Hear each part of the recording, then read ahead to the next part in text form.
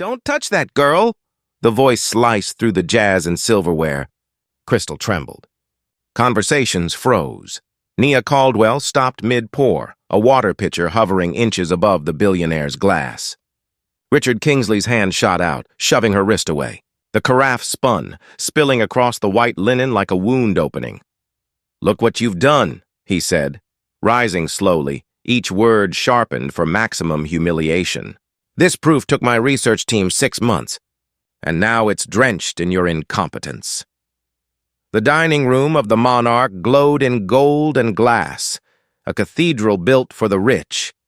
But silence now filled it, cold and watchful. Nia bent to gather the wet napkins scattered like fallen leaves. Mathematical symbols blurred under the spill, black ink bleeding into marble veins. Around her, whispers rippled. Some diners hid their smirks behind napkins. Others just stared, relieved it wasn't them. Kingsley leaned closer, his cufflinks flashing. "Solve that, waitress. Maybe then you'll earn a tip." A few men at the corner table laughed. The sound was brittle, expensive. She said nothing. Her hands shook, but her eyes stayed fixed on the page. Those symbols, half erased by water, still spoke a language she once called home. She recognized the form, an iterative convergence model, familiar, elegant, flawed. Her reflection in the marble floor looked foreign, a servant, not the Princeton scholar who'd once lectured on nonlinear dynamics. "Clean it up," Kingsley ordered. "That's what your people do best." The phrase hit harder than the shove. Every syllable carried the weight of a century. The waitstaff froze. The pianist hesitated mid-note. And somewhere deep inside Nia's chest, something ancient stirred. Not rage, but remembrance. She crouched to wipe the spill, heart pounding against ribs. Each droplet mirrored a truth she could no longer ignore. Genius and poverty were never enemies. Society made them so. Her manager's voice hissed from behind the wine rack. "Keep your head down, Caldwell. No scenes tonight. These guests decide who keeps their job." The humiliation burned, yet her mind refused to stay silent. Even as she scrubbed, her brain recalculated every line of Kingsley's scrawled theorem. His confidence was absolute. But his math wasn't. The equation broke at the 7th iteration. She saw it instantly. And for the briefest second, amid spilled water and laughter, the world inverted. The billionaire towering above her didn't look powerful anymore, just fragile, unaware that the woman kneeling before him had just found the fracture in his empire.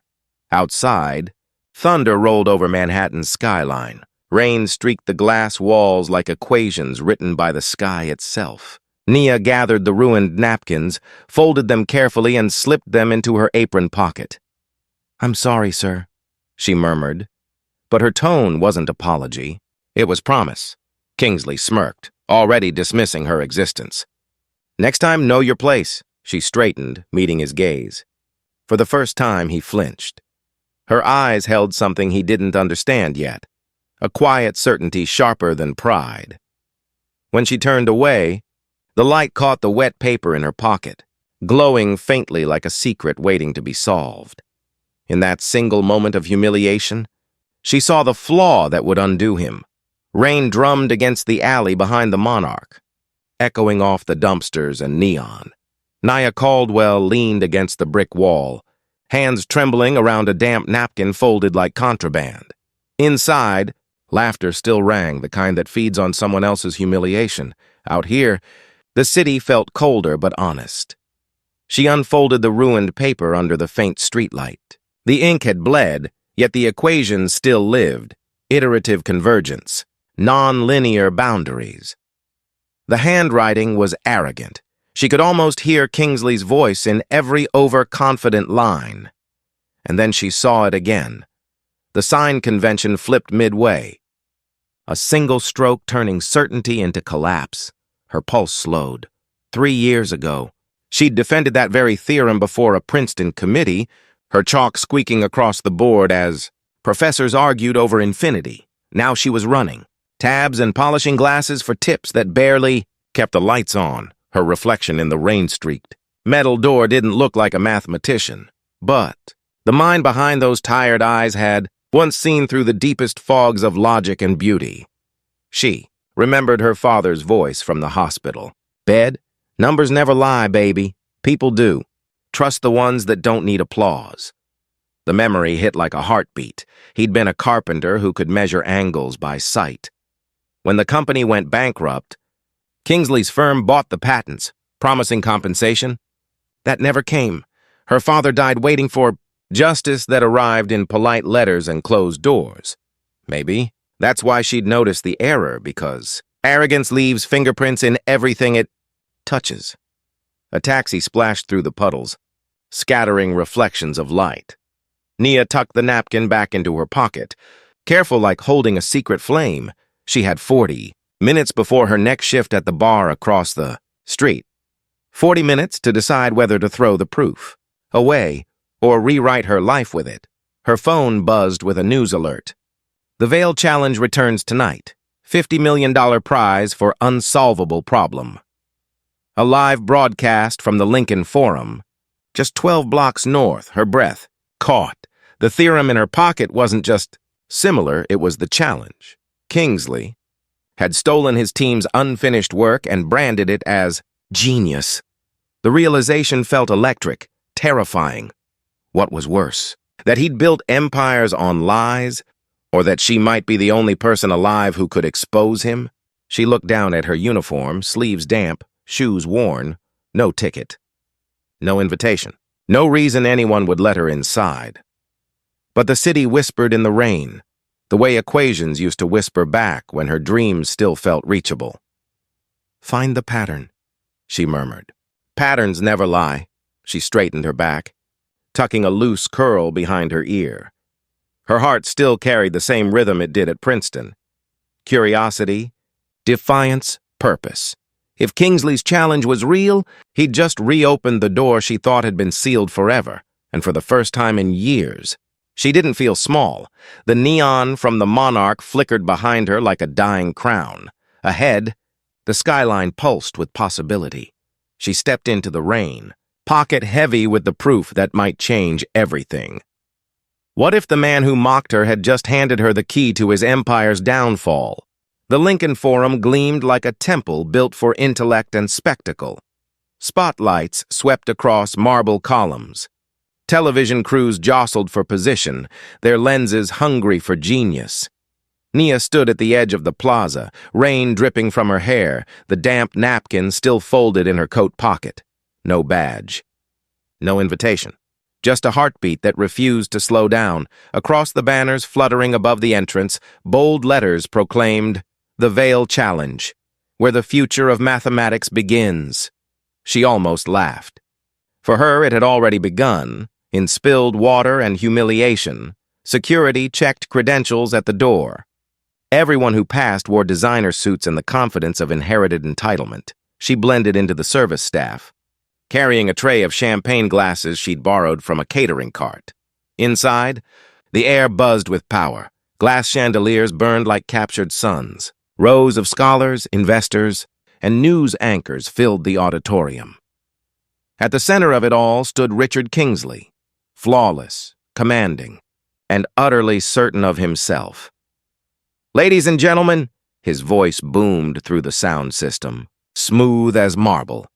"Tonight we witness the frontier of human understanding. My research team has crafted what we call the infinite bridge paradox." Applause followed like thunder on command. Kingsley smiled, soaking in the adoration. He continued, "This theorem represents 3 years of groundbreaking analysis. If anyone here can identify an error, any error, I will personally sign over my companies, my properties, my entire net worth." $50 billion! Gasps rippled across the hall. Reporters scribbled furiously. Hashtags ignited in real time. Nia froze near the service door, her pulse roaring in her ears. The equation he was describing wasn't just familiar.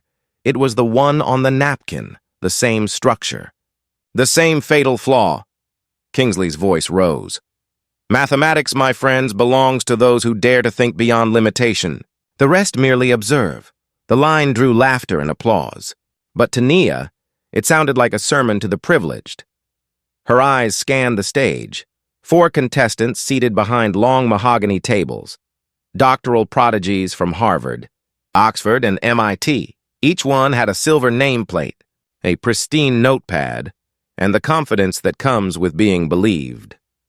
She clutched her pocket, feeling the paper crinkle.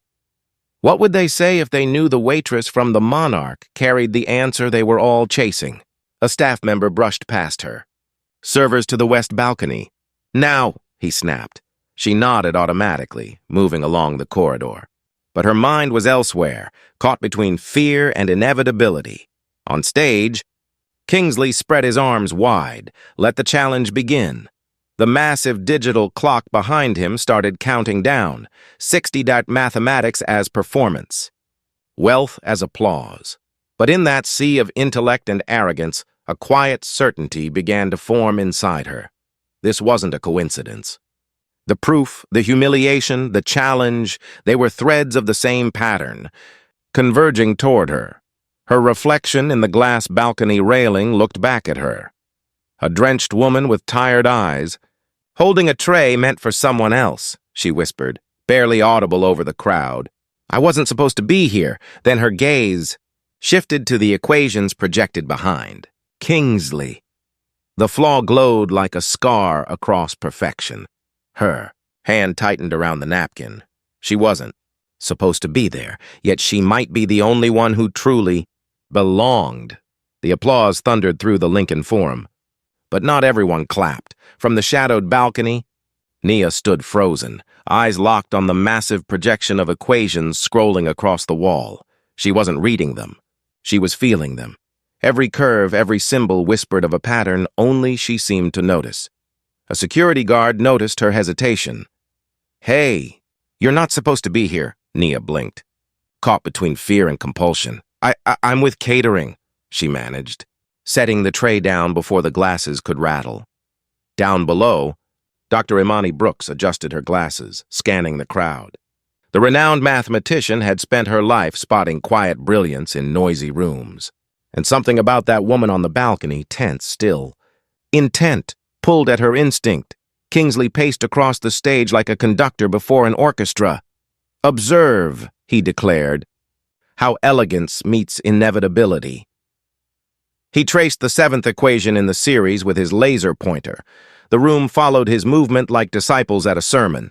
Nia's breath caught. There it was, the error. A tiny reversal in the sign convention that doomed his entire proof. Her heart hammered. Should she speak? Who would listen to a waitress in a soaked uniform? The guard stepped closer. "Ma'am, you need to leave." But then from the stage, Kingsley's gaze swept the balcony and caught her. He smirked.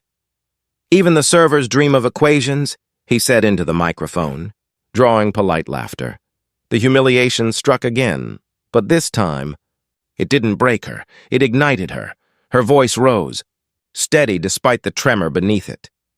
"Your 7th equation collapses under its own arrogance." The room fell silent.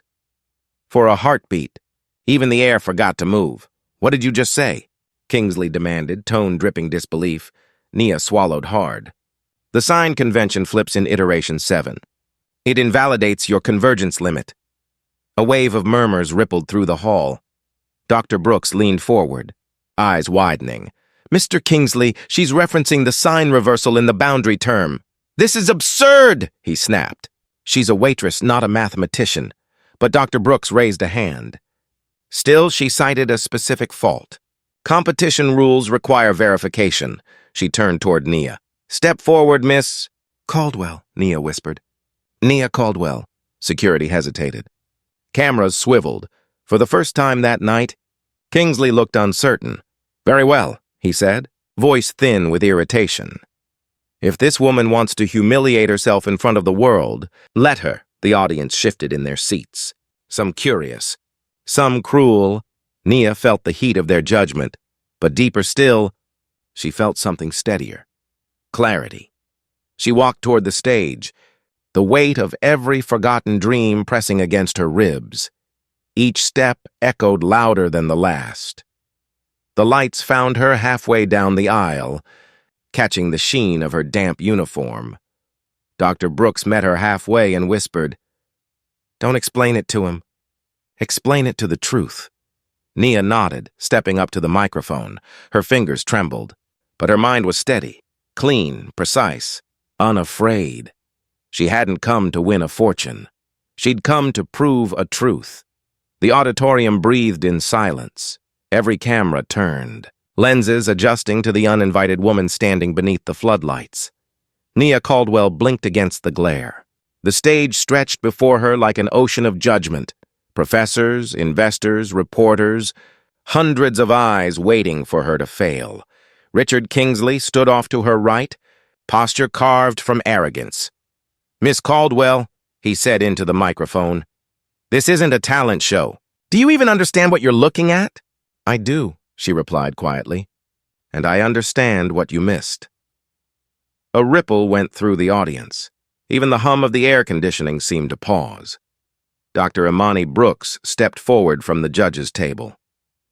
Per competition protocol, any challenger identifying a specific error must be given the floor for clarification. She met Nia's gaze, steady, encouraging. "Proceed, Miss Caldwell." Nia approached the whiteboard, her hands trembling as she picked up a marker. The smell of ink and ozone filled the air. On the massive screen behind her, Kingsley's equations glowed, loops of symbols and impossible elegance. Her breath steadied.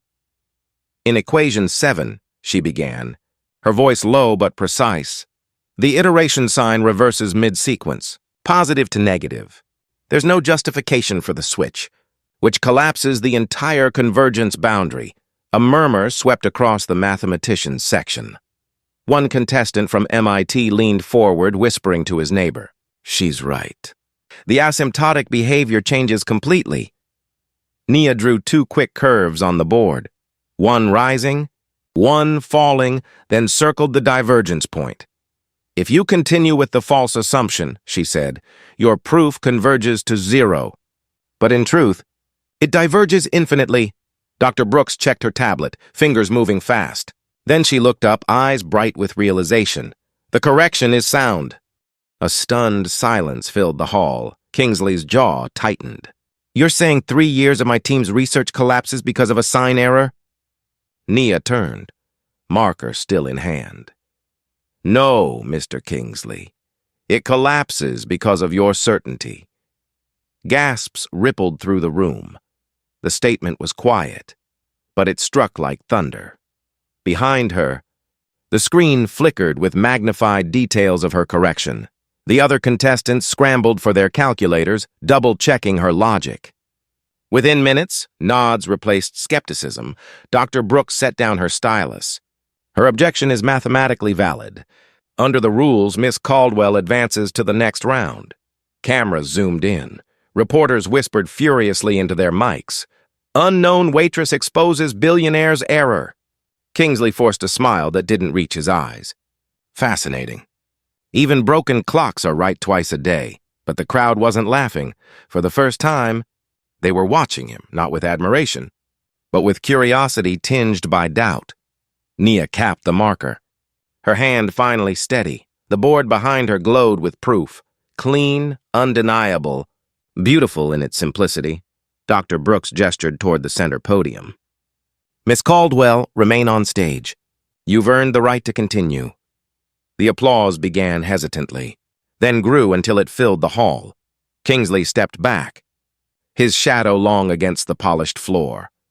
Under the blinding lights, Nia didn't bow. She simply looked up, toward the cameras, toward the millions watching, and breathed for the first time in years. For the first time. The crowd wasn't laughing. They were listening. The applause hadn't faded before the knives came out. Reporters swarmed the aisles like scent-drunk bees. Screens flickered with breaking banners. "Waitress outsmarts billionaire? Hoax or miracle?" Richard Kingsley's smile returned, thin and practiced. He raised a hand for quiet. "Ladies and gentlemen," he said, "before we crown a janitor queen of mathematics, perhaps we should verify her credentials." Laughter rippled, hesitant, uneasy. Nia stood frozen beside the whiteboard, light scorching her skin. The crowd that had just applauded now looked at her the way cities look at strangers. A man from the press shouted, "Is it true she was dismissed from Princeton for plagiarism?" The question sliced through the air like a blade. "I never—" she began, but Kingsley's voice drowned hers. "My sources confirm it. The university sealed the file for discretion." Gasps, murmurs, phones lighting like fireflies. Dr. Imani Brooks slammed her tablet shut. "That accusation is unverified," she snapped. "Until proof is produced, this discussion ends here." But the damage was already alive. Viral. Hungry, on every live stream, comments multiplied by the 1,000 fake publicity stunt. She rehearsed it. Nia's chest tightened. The stage lights blurred into halos. For a moment, she wasn't at Lincoln Forum, but back in a diner at midnight, counting tips while a manager whispered, "Keep your head down." Kingsley paced slowly, savoring control. "You see," he said, addressing the cameras, "mathematics demands discipline, character, integrity. Without those, brilliance collapses into chaos." He didn't have to name her again. The implication did the work. Dr. Brooks touched Nia's arm, grounding her. "Truth doesn't vanish when shouted over," she whispered. Nia inhaled sharply. Numbers steadied her heartbeat, the clean geometry of reason against the noise of cruelty. She turned back to the audience. "I didn't come here for applause," she said. "I came because something was wrong, and I could prove it." The microphones caught every syllable. Her voice trembled but didn't break. Kingsley folded his arms. "Then prove it again. Live. 3 new problems, 1 hour. If she solves them, I'll double the wager. If she fails..." She admits this was luck. The hall erupted. A duel dressed as generosity. Dr. Brooks hesitated. "That's not standard protocol." "It is tonight," Kingsley cut in. "Let the world decide." Nia looked out at the sea of faces, some skeptical, some cruel, a few shining with quiet belief. "I accept," she said. A roar went up, half disbelief, half thrill. Kingsley turned toward the cameras. "Then let history witness the difference between genius and delusion." Technicians scrambled to reset timers, screens, and microphones. The global feed spiked past 500 million viewers. As the lights dimmed for the new round, Nia stood alone in the center circle. The echo of rumor still clung to her like smoke. She closed her eyes. For a heartbeat, everything went silent. The crowd, the machines, even fear. In that silence, she heard her father's voice again. "Numbers never lie, baby. People do." When she opened her eyes, the world had narrowed to chalk, glass, and purpose. Dr. Brooks stepped forward softly. "Remember," she whispered, "you're not here to convince them. You're here to remind them what truth looks like." Nia nodded. The countdown began, 68 seconds, glowing red across the screen. 500 million. People leaned closer to their screens. The first problem flashed on the board. She raised her marker. She wasn't fighting for money now. She was fighting for the right to be believed.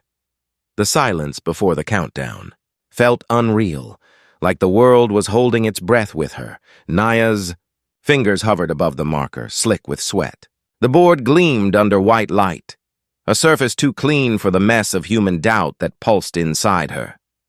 For a moment, she let herself remember the quiet places where she once felt certain. The chalk-dusted classrooms of Princeton, the rhythm of her father's hammer in their tiny garage, the murmur of her mother's prayer when bills arrived in stacks. "You don't have to be loud to be right," she told herself. "You just have to finish the pattern." The timer glowed red. 60 cow, a digital tone split the air. The first problem appeared on the screen. Probabilistic modeling under quantum interference parameters. Kingsley's voice oozed confidence from the sidelines. "Try not to drown, Miss Caldwell." She ignored him. Her world shrank to symbols and motion. The PhD contestants dove for their tablets, scribbling frantically. Nia simply stared, letting the chaos wash around her. 30 seconds of stillness. Then the first line of her solution bloomed across the board. Her wrist moved in calm arcs. She didn't calculate. She translated. Each variable whispered an old truth. Instead of attacking the equation head-on, she looked for rhythm, Symmetry, the hidden pulse. Is she meditating? One commentator whispered into a live mic. She's pattern mapping, Dr. Brooks replied softly. She's listening to the math, Kingsley smirked. But his eyes flicked toward the board with a trace of unease. At minute 58, Nia switched markers, blue to black, and drew a thin vertical slash that split the entire formula in half. Watch this, she murmured. Instead of isolating probability factors, she redefined them as phase harmonics, turning quantum noise into predictable waves. The audience leaned forward. Even the cameras in the back adjusted focus. That's not in the textbook, a contestant muttered. No, Dr. Brooks said, but it should be. Within 10 minutes, the complex tangle of equations resolved into a clean three-line identity. She underlined the final symbol, capped the marker, and stepped back. Kingsley laughed once sharply. That's your solution? A symmetry trick? Probability doesn't bow to poetry. Dr. Brooks was already checking the calculations. Her stylus froze. It's correct, she said quietly. Not only correct, it's elegant. She reduced a 17-variable model into a closed harmonic form. Gasps rippled through the room. Reporters scrambled for sound bites. The digital clock read 49:43. Kingsley's smile faltered for the first time. Pure luck, he muttered. She'll crumble on the next one, but Nia didn't hear him. Her heartbeat had synced with the math itself, steady and calm. She wiped her palms on her apron. Still damp from the rain, her reflection in the board looked strange, half fear, half focus, all determination. Dr. Brooks met her eyes. You have 2 left. Nia nodded. Then let's keep going. The second envelope was handed to Kingsley for announcement. He hesitated just long enough for the cameras to catch it. Problem 2, he said, forcing his voice steady. Topological manifolds and differential geometry. He looked at her deliberately. Let's see if the waitress can spell those words. Nia smiled faintly, one corner of her mouth lifting. Let's see if you can understand them. The crowd erupted, half in laughter, half in disbelief. She turned back to the board. Marker poised. Every light in the auditorium seemed to converge on her like destiny, narrowing to a single point. This wasn't about solving equations anymore. It was about rewriting who was allowed to touch the truth. The board was wiped clean, but the air still carried the pulse of her first victory. Kingsley's jaw tightened. You've had your beginner's luck, he said. Let's move on before the crowd forgets why they came. The next problem flared across the projection. Topological manifolds and differential geometry. A maze of curvature. Tensors and impossible symmetry, commentators murmured. It took Kingsley's team 8 months just to map the boundaries. Nia felt the marker's weight in her hand like a test of faith. She inhaled. The smell of ozone and chalk mixed in her lungs, familiar, grounding. This is my field, she whispered. Speak up, Kingsley taunted. The cameras can't record excuses. Dr. Brooks frowned. Mr. Kingsley let her work, but he wanted spectacle, not truth. He paced behind her like a hawk, voice dripping for the microphones. She was expelled, you know. Academic misconduct. It's on record. A wave of gasps swept the room. Reporters leaned forward, hungry for scandal. Nia froze for half a second. The lie hung in the air, heavy and wet. Then she wrote a single line on the board, XY, Mamef XY. Her voice steadied. Topology isn't about what you see, she said, turning toward the audience. It's about what stays connected when everything else breaks apart. The hall quieted. She began mapping curves in sweeping gestures, the marker gliding like a conductor's baton. Each stroke revealed a surface folding into itself, reversing dimension by grace, not by force. This mapping is impossible, one contestant whispered. No, Dr. Brooks said softly. It's revolutionary. Nia switched colors again, blue for the base, gold for the transformation. She wasn't solving. She was translating space into song. Kingsley tried to interrupt. Pretty drawings don't prove anything. She didn't look at him. Then listen closer. Her next line linked the surfaces through a reverse Riemann mapping, something no textbook had ever printed. The curves intersected, creating a spiral that resolved into a single constant. Brooks leaned over her tablet, whispering into her mic. She's creating a reversible manifold, merging geometry and intuition. The audience leaned forward as the shapes on the board began to look almost alive. Folding and breathing like fabric in wind, Kingsley's composure cracked. "Impossible," he hissed.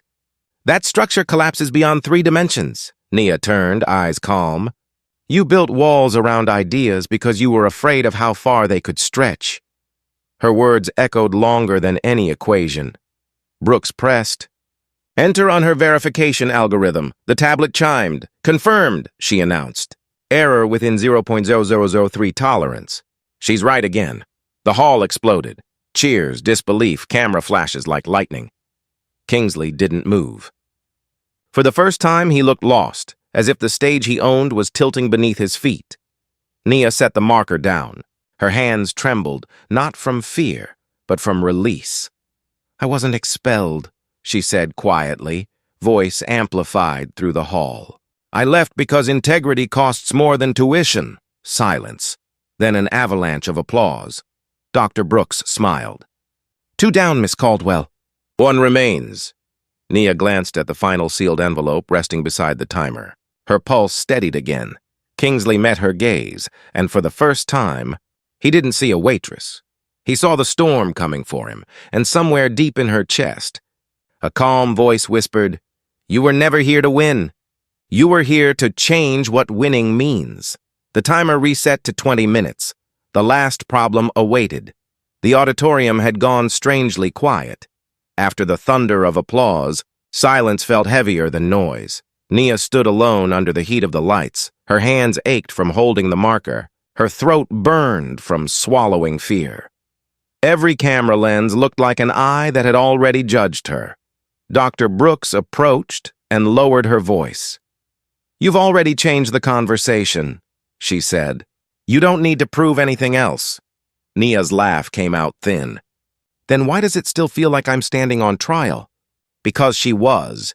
Because the world never forgives those who rise from places it deems unworthy. Across the stage, Kingsley whispered to his lawyers, the smile gone.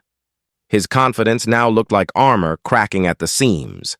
The final envelope waited between them. Its seal gleamed gold under the lights, beautiful, cruel, inevitable. Dr. Brooks broke it open. Problem 3. The infinite bridge paradox. A tremor of recognition ran through the mathematicians. "This one," a judge murmured, "was never meant to be solved." The timer reset, 20 hair glowing in red. Nia inhaled deeply. The air tasted of metal and static. Somewhere in the balcony, a spectator whispered, "She's going to faint." But she didn't. She raised the marker and faced the board like an old friend she'd fought with too long. Kingsley's voice slithered through the mic. "You realize, Miss Caldwell, that no human has ever solved this without computational assistance?" "I'm aware. Then do yourself a favor. Walk away with dignity." She looked at him, unblinking. "Dignity doesn't belong to those who quit." The crowd erupted, half cheering, half gasping. The timer began. Numbers filled the screen, a labyrinth of infinite series. Recursive structures folding back on themselves. It was the kind of problem designed to break the mind trying to hold it. Nia studied it once, twice. The symbols blurred, then slowly began to breathe. "It's not impossible," she told herself. "It's just written in another language." She started sketching arcs that spanned across the board, bridges connecting islands of thought. Each line trembled at first, then steadied. Her body remembered what her mind had forgotten. Patterns were promises, and promises could be kept. At 15:40, Kingsley tried again. "She's improvising." "Look at that nonsense. Those aren't even valid boundaries." Dr. Brooks didn't answer. She was too busy watching history rewrite itself. Nia spoke softly, mostly to herself. "When you stop thinking about infinity as endless," she said, "you realize it's simply connection without closure." Her curves linked topology to convergence, symmetry to flow. The shapes on the board began to resemble motion itself, like a bridge folding across invisible water. At 10, sweat dripped down her temple. Her vision blurred, the numbers seemed to pulse with her heartbeat. Then the screen above flickered.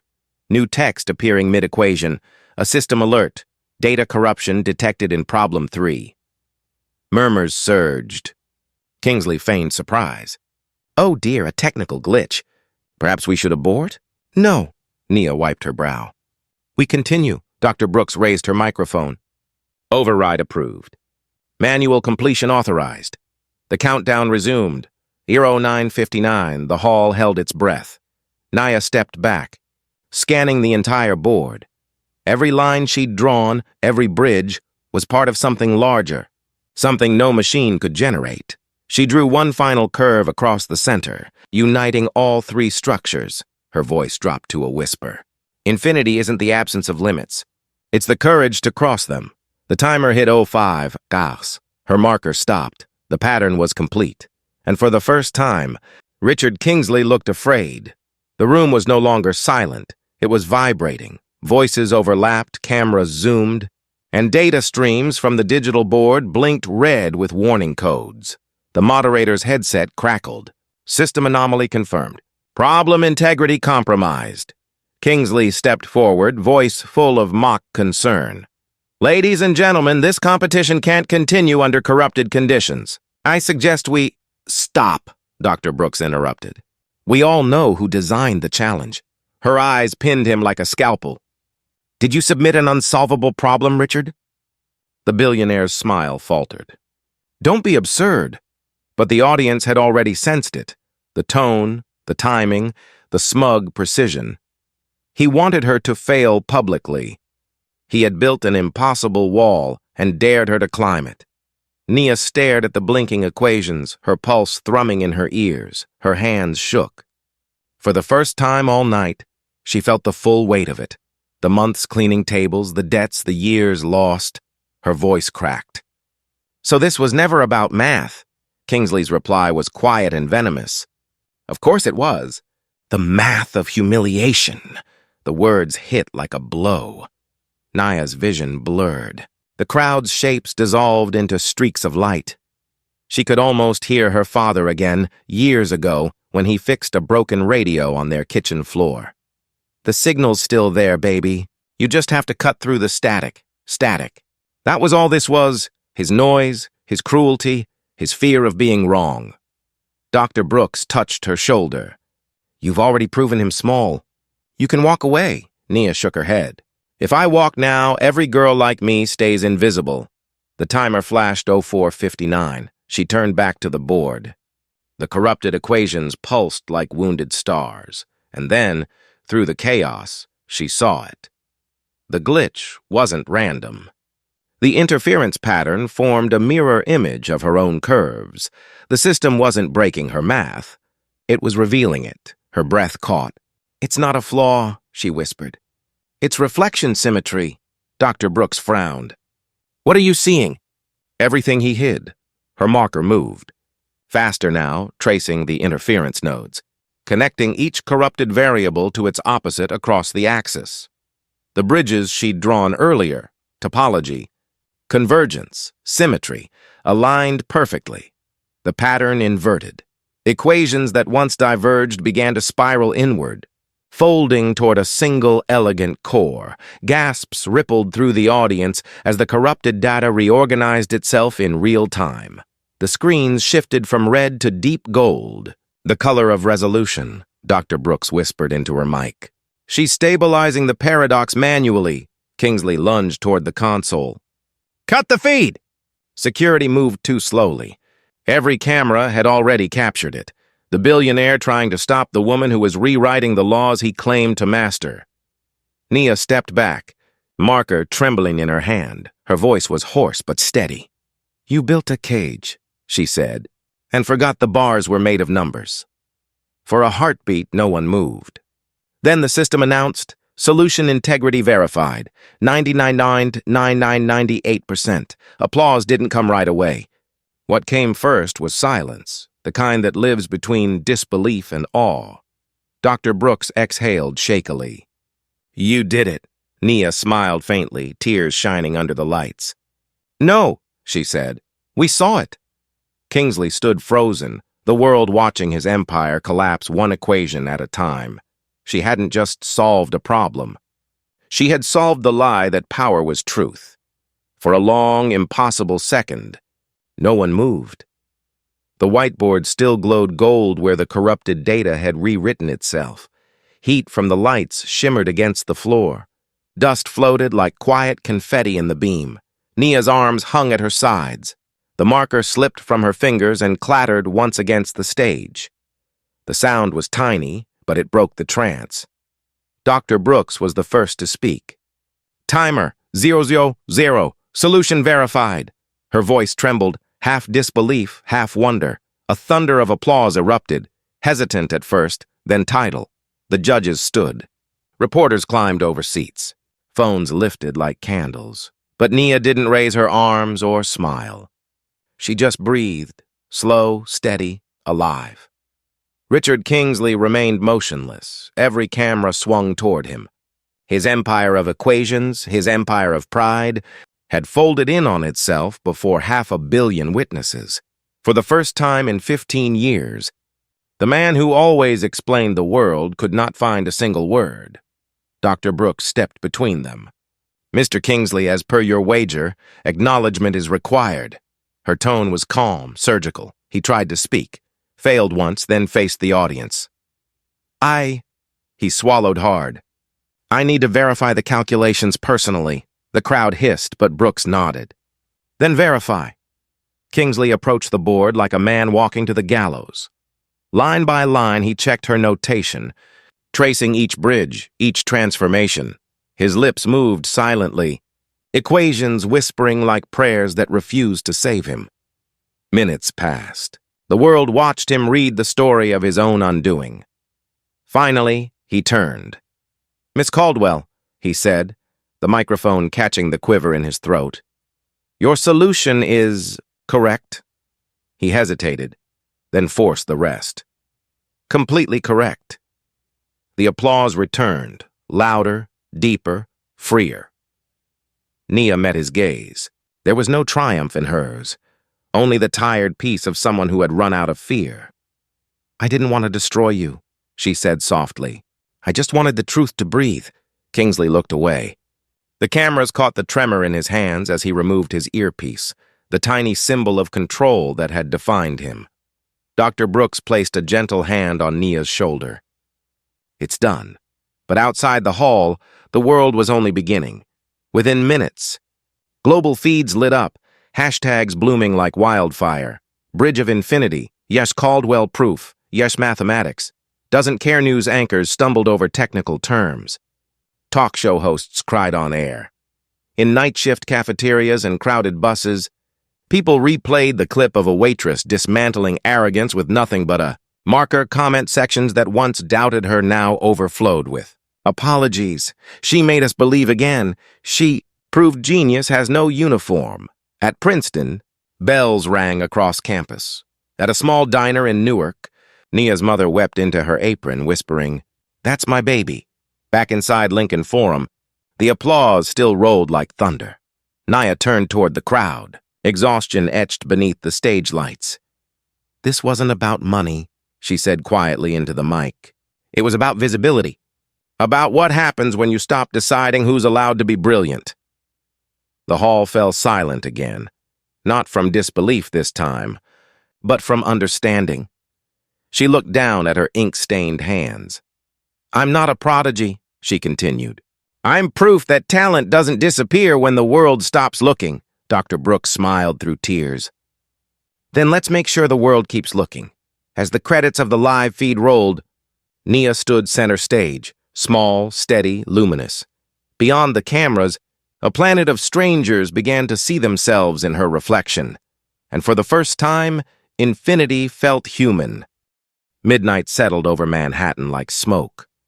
The Lincoln Forum was nearly empty now, just a few technicians coiling cables, the echo of applause fading into silence. Nia sat alone in the front row, shoes off, marker still in her pocket. The whiteboard was blank again, scrubbed clean as if the miracle had never happened. Outside, camera crews camped on the sidewalk. Reporters shouted her name into lenses. Somewhere, drones buzzed above the building, chasing the image of a woman who had redefined impossible. But inside the hall, it was just her and Dr. Brooks, who carried 2 paper cups of coffee that steamed in the dark. "Room service for the revolution," the professor said softly. Nia managed a laugh. "You'd think solving infinity would come with better catering." Brooks sat beside her. For a moment, neither spoke. The air smelled of dust and burnt light. "You know," Brooks said finally, "I watched that man for 15 years. The world called him a genius, but all I ever saw was a man terrified of being ordinary." Nia stared at the floor. "He still wins tomorrow. The networks will call it a fluke. Someone will write that I had help or that I rehearsed the whole thing." Brooks sipped her coffee. "Then let them write. History remembers what truth survives, not what pride invents." A low hum came from the stage monitors. The last live feed still ran on a loop, the moment when Kingsley admitted she was right. The words echoed faintly. "Completely correct." Nia whispered. "It doesn't even sound real." "It is," Brooks said. "And it's bigger than you. You didn't just win an argument. You reopened a door the world had quietly locked. From outside, the crowd noise swelled again. People were chanting her name. For the first time, Nia felt something close to fear. "I don't know how to be what they think I am." Brooks looked at her over the rim of her cup. "Then don't be it. Be what you already are, proof that dignity is a language anyone can learn." The auditorium lights dimmed further.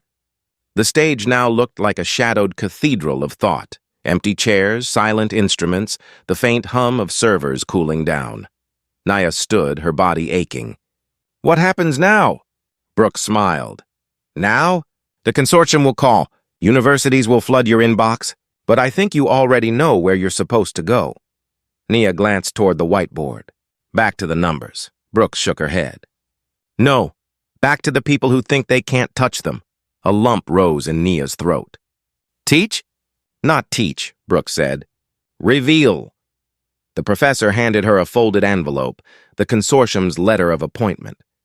"They're offering full funding. You'll lead a new institute for intuitive mathematics. It's yours if you want it." Nia didn't open it right away. Her reflection shimmered faintly on the blank board behind them, half light, half shadow. "I spent years being invisible," she said quietly. "Maybe now it's time to help someone else be seen." Brooks nodded. "Exactly." Outside, thunder rolled somewhere over the Hudson. Cameras flashed like lightning through the glass doors. Nia slipped the envelope into her coat pocket and put her shoes back on. As they walked toward the exit, she glanced one last time at the stage, where her equations had once glowed. Only faint gold residue remained, like constellations slowly fading into morning. She smiled. "Infinity was never about numbers," she murmured. "It was about leaving something that doesn't end." The doors opened to the roar of the crowd, and the woman who had been a waitress stepped into the storm, no longer hidden by anyone's doubt. 6 months later, dawn spilled across the glass facade of the Institute for Intuitive Mathematics.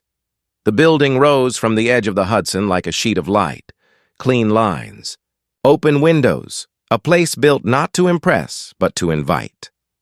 Inside, voices echoed down the corridors, young, uncertain, alive.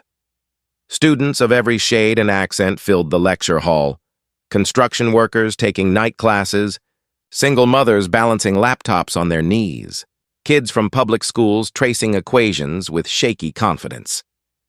At the front of the room stood Dr. Nia Caldwell. The black marker in her hand trembled, not from fear now, but from reverence. Behind her, the massive digital board displayed a simple curve. No complex formulas, no labyrinth of symbols, just a bridge connecting 2 infinities. She turned to the class. "When we first meet infinity," she said, "we think it's endless space. But infinity is connection. It's how one idea touches another, how one person's courage lights the next." The students listened, eyes wide. Some recorded on phones. Others just watched, afraid to blink. Nia smiled faintly. Math isn't about perfection. It's about translation, the way our minds learn to speak truth. Applause rose softly from the back row. In her office upstairs, the sunlight fell on a single framed object, an old napkin, water-stained and torn, covered in fading equations. Beneath it, a small brass plaque read, "The proof that started everything." Sometimes visitors asked why she kept it there. She always gave the same answer. Because arrogance wrote those numbers, and humility finished them. A gentle knock interrupted her thoughts. Dr. Imani Brooks stepped in, still carrying her ever-present tablet. "They're here," Brooks said. "The press wants to interview you about the curriculum. And Cambridge just confirmed your new paper passed peer review," Nia laughed. "Good. Maybe this time they'll spell my name right." Brooks grinned. "Doubt it." Together they stepped onto the balcony overlooking the city. Below, children from the outreach program were painting a mural on the courtyard wall, a mosaic of bridges, circles, and golden arcs. Across it, in bold black letters, someone had written, "Mathematics doesn't care about your uniform." Brooks leaned on the railing. "You know, Kingsley's Foundation just announced a full scholarship fund for underrepresented mathematicians. His lawyers claim it was his idea." Nia smiled at the horizon. "Let him have the credit. The work matters more than the apology." For a while, they stood without speaking. The wind carried the scent of rain and river iron. Somewhere below, a student laughed, pure, unguarded. Brooks glanced at her. "Do you ever miss the quiet life? Before all this?" Nia thought of the diner's flickering neon, of mopping floors under other people's shoes. "I miss the silence," she said, "but not the invisibility." Brooks nodded. "Then you built the right place." Inside the classroom, the students began scribbling equations again, voices overlapping in joy and argument. Nia watched through. The glass as one girl, no older than 16, solved a line before anyone else, and gasped at her own brilliance. The sound made Nia's heart ache in the best way. "Possible that," she whispered, "is the proof that matters." Brooks turned toward her. "Endless?" Nia smiled. "Connected." The camera pulled back slowly, past the glass walls, past the courtyard mural, past the river glinting gold in morning light. A single line of narration carried through the air. Genius was never the privilege of the few. It was always the quiet language of those who refused to be unseen. Thank you for staying with us through this story. If it moved you, even just a little, don't let it end here. Subscribe to Black Voices Justice, where every week we uncover the quiet courage, the hidden brilliance, and the voices history tried to forget. Share this story with someone who's still fighting to be seen. And until we meet again, stand tall, speak truth, and never forget. Your light was never meant to stay small. Stay powerful. Stay seen.